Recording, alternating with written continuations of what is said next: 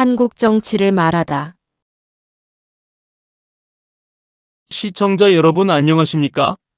정치 포커스 진행을 맡은 이용우입니다. 최근 대한민국 정치 지형을 바라보는 국민들의 시선이 복잡합니다. 각종 선거 지표나 여론의 흐름을 보면 과거 공고했던 보수 우위의 구도가 깨지고 진보 진영의 목소리가 전국을 주도하는 경향이 짙어졌습니다. 많은 유권자가 왜 보수 우파는 과거처럼 힘을 쓰지 못하는가라는 근본적인 의문을 제기하고 계신데요. 황인상 교수님을 모시고 현재의 이 지형을 어떻게 진단하고 있는지 알아보겠습니다. 네, 매우 무겁고도 중요한 질문입니다. 결론부터 말씀드리면 지금의 지형은 진보가 단순히 정치를 잘해서라기보다는 보수 우파가 시대의 변화를 읽지 못하고 담론의 주도권을 상실했기 때문에 나타난 결과입니다. 과거 한국 보수의 심장은 산업화와 경제 성장이었습니다.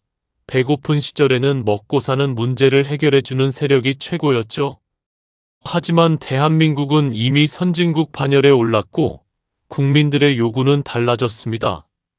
이제는 단순한 성장이 아니라 복지, 불평등 해소, 공정, 그리고 삶의 질이 중요해졌습니다.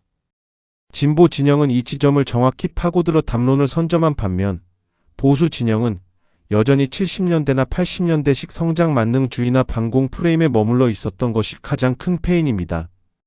담론의 전환을 따라가지 못했다는 말씀이시군요. 하지만 메시지의 문제뿐만 아니라 이를 전달하는 인물이나 문화적 환경의 차이도 크다는 지적이 많습니다. 정확한 지적입니다. 정치의 핵심은 결국 사람입니다.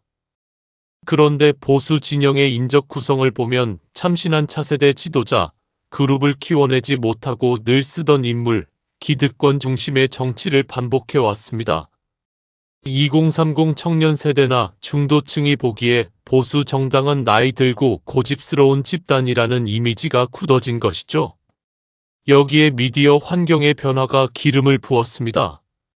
유튜브나 SNS, 문화예술계 전반에서 진보 성향의 콘텐츠가 젊은 층의 감성을 자극하며 대중성을 확보하는 동안 보수 성향의 미디어는 기성세대의 확증 편향을 강화하는 데만 집중했습니다.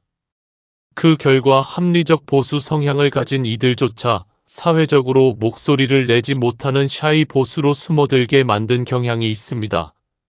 한국만의 현상이 아니라 전 세계적인 흐름 속에서 비교해보면 더 명확해질 것 같습니다. 해외에서도 특정 진영으로 정치 권력이 쏠리거나 전통 보수가 위기를 겪은 사례가 있습니까?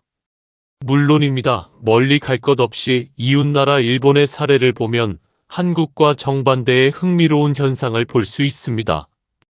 일본은 우파 성향의 자민당이 수십 년간 장기 집권을 이어가고 있고 좌파 성향의 야당들은 지리멸렬한 상태입니다. 왜 그럴까요? 일본 야당들이 국민들에게 신뢰를 줄 만한 현실적인 대안 정책을 제시하지 못하고 자기들끼리 분열했기 때문입니다. 즉, 야당의 무능이 우파의 장기 독주를 허용한 꼴이죠. 정치적 독점은 국적을 불문하고 반대편의 실책에서 비롯되는 경우가 많습니다. 반대로 전통적인 보수 정당이 한국처럼 급격히 몰락한 서구의 사례는 어떤가요? 최근 가장 드라마틱한 사례는 영국입니다. 영국의 보수당은 세계에서 가장 오래된 역사를 자랑하는 정당 중 하나입니다. 하지만 브렉시트라는 거대한 정치적 무리수를 둔 이후 경제적 실책과 리더십 공백, 당내 내홍이 수년간 이어졌습니다. 결국 민생을 파탄 지경으로 몰고 가자 영국의 유권자들은 작년 선거에서 보수당의 역사적인 참패를 안기고 진보 성향의 노동당을 선택했습니다. 보수가 유능함을 잃고 내부 권력 투쟁에만 골몰할 때 유권자들이 얼마나 냉혹하게 등을 돌리는지 보여주는 교과서적인 사례입니다. 미국의 경우는 조금 다르게 양극화가 심각하다고 들었습니다. 네, 미국은 한쪽의 일방적인 독주라기보다는 감정적 양극화가 극에 달한 사례입니다. 트럼프주의를 중심으로 한 공화당과 PC주의 즉 정치적 올바름을 내세운 좌파 성격의 민주당이 중간지대 없이 격돌하고 있습니다. 미디어가 양극화되면서 유권자들은 상대 진영을 설득해야 할 대화 상대가 아니라 무찔러야 할 악으로 규정합니다. 타협의 정치가 사라진 자리에 극단적 지지층만 남는 현상. 이는 현재 한국 정치가 겪고 있는 진통과 가장 닮아 있는 모습이기도 합니다. 일본, 영국, 미국의 사례를 보니 정치적 균형이 무너졌을 때의 위험성이 피부로 와닿습니다. 그렇다면 한국 사회에서 진보가 비대해지고 우파가 견제력을 상실했을 때 발생하는 구체적인 문제점은 무엇이라고 보십니까? 가장 먼저 정책의 극단화와 시장의 불안정성을 꼽을 수 있습니다. 민주주의 경제가 건강하게 굴러가려면 페달과 브레이크가 모두 필요합니다. 우파의 시장 친화적 규제 완화와 감세 정책이 성장의 페달이라면 좌파의 재정 지출과 복지 확대는 분배의 브레이크입니다. 그런데 브레이크만 너무 세게 밟거나 페달만 밟으면 차는 사고가 납니다. 견제 세력이 약해지면 거대 진보 진영이 과도한 규제 입법이나 선심성 포퓰리즘 재정 지출을 밀어붙여도 막을 길이 없습니다. 이는 장기적으로 국가 재정을 악화시키고 기업의 투자 활력을 떨어뜨려 경제의 기초 체력을 좀먹게 됩니다. 정치 문화나 사회 통합 측면에서도 부작용이 상당할 것 같습니다. 그렇습니다. 두 번째 문제는 국론 분열의 심화입니다. 우파가 합리적인 논리로 견제하지 못하고 극단적인 음모론이나 맹목적인 비난에만 매몰되면 중도층 유권자들은 정치 자체의 환멸을 느끼고 이탈합니다. 결국 광장에는 양극단의 열성 지지자들만 남아 소리를 지르게 되죠. 세 번째는 견제 기능 상실로 인한 부패와 독선입니다. 권력은 견제받지 않으면 반드시 썩게 되어 있습니다. 아무리 선한 의도로 출발한 정권이나 정당이라도 자신들을 견제할 강력한 라이벌이 사라지면 오만에 빠지고 내부 부패를 자정하는 능력을 잃어버립니다. 결국 그 피해는 고스란히 국민들의 몫으로 돌아오는 것이죠. 그렇다면 이제 대안을 모색해야 할 때인 것 같습니다. 무너진 정치적 균형을 복원하고 보수 우파가 다시 건강한 대안 세력으로 일어서기 위해선 어떤 대책이 필요합니까? 세 가지 뼈를 깎는 혁신이 선행되어야 합니다. 첫째, 과거의 패러다임에서 완전히 탈피해야 합니다. 아직도 선거 때만 되면 대기업 감세나 반공주의 카드만 만지고 있어서는 승산이 없습니다. 보수 고유의 가치인 책임과 공동체를 바탕으로 지금 청년들이 고통받는 저출산 문제, 주거 불안정, 노동시장의 이중구조 같은 현실적인 민생 의제에 대해 보수만의 매력적인 해법을 제시해야 합니다. 우리가 집권하면 여러분의 삶이 이렇게 구체적으로 좋아집니다라는 미래 비전이 필요합니다. 결국 정책의 패러다임을 민생 중심으로 바꾸어야 한다는 말씀이군요. 인적 쇄신에 대한 요구도 높습니다. 그렇습니다. 두 번째가 바로 과감한 인적 수혈입니다. 구태의연한 엘리트 의식이나 기득권을 내려놓고 젊고 전문성 있는 인재들이 당의 중심에서 목소리를 낼 수 있는 판을 깔아주어야 합니다.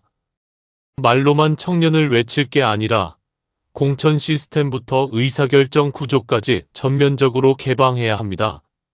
마지막 세 번째는 품격 있는 메시지의 회복입니다. 일부 극단적 성향의 유튜브 채널이나 강성 지지층의 목소리에 휘둘려 거친 언사나 음모론을 양산하는 정치를 끝내야 합니다. 당당하고 품격 있는 논리, 팩트에 기반한 정책 대안으로 중도층의 신뢰를 복원하는 것만이 유일한 생존길입니다. 교수님이 제시해 주신 대책들이 보수 진영 내부에서 얼마나 치열하게 수용될지가 관건이겠군요. 그렇다면 앞으로의 대한민국 정치 지형 어떻게 전망하십니까? 진보의 독주가 계속될까요? 아니면 우파의 반격이 시작될까요? 정치 지형은 박제된 유물이 아니라 살아 움직이는 생물과 같습니다. 역사적으로 영원한 강자도 영원한 약자도 없었습니다. 지금 진보 진영이 반사 이익을 누리며 전국을 주도하고 있지만 이들이 오만함에 빠져 민생을 돌보지 않거나 대안 없는 정쟁만 일삼는다면 민심은 언제든 차갑게 돌아설 것입니다. 영국의 보수당이 14년 집권 후 한순간에 무너진 것처럼 말이죠. 대한민국 유권자들은 세계에서 가장 역동적이고 똑똑합니다. 어느 한쪽 세력이 과도하게 독주하여 균형이 깨지면 선거를 통해 무서우리만치 정확하게 균형추를 맞춰왔습니다. 결국 주사위는 보수 우파에게 던져졌습니다. 그들이 과거의 영광에 취해 남 탓만 할 것인가? 아니면 처절한 자성을 통해 합리적인 대안 세력으로 거듭날 것인가? 보수가 진정한 혁신에 성공한다면 멀어졌던 중도층과 청년 세대의 마음이 움직이면서 대한민국 정치는 다시 건강하게 견제하고 경쟁하는 양당 균형 체제로 빠르게 복귀할 것입니다. 그 변곡점이 그리 멀지 않았다고 봅니다. 네. 오늘 황인상 교수와의 대담을 통해 우리 정치의 불균형이 가진 위험성을 직시하고 이를 바로잡기 위한 보수의 혁신과 균형 복원의 필요성을 깊이 있게 짚어보았습니다. 정치가 제 역할을 해야 국민의 삶이 편안해진다는 평범한 진리를 다시금 되새기게 됩니다. 교수님, 오늘 말씀 감사합니다.